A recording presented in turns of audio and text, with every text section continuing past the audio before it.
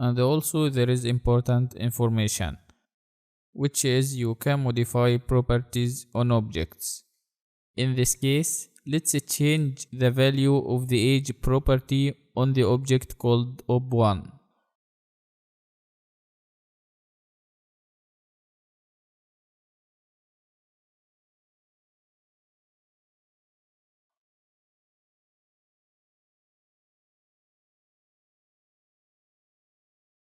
You can see in this case, after setting a value for the age property, we changed the value of the age property, as you can see, simply without any problem.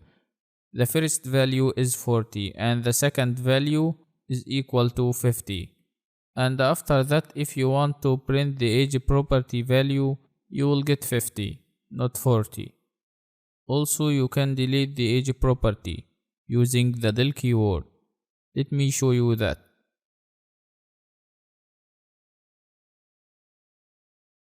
As you can see, we got attribute error because of printing the age property from the ob1 object after deleting it using the del keyword.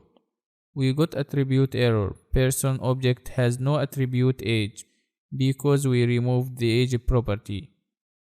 Also, you can use the del keyword to delete the whole object called ob1.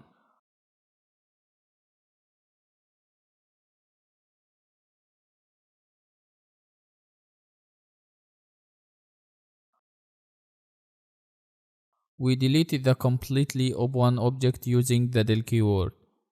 And when trying to print the ob1 object after that, you should get this output, name error. Name ob1 is not defined because we deleted it.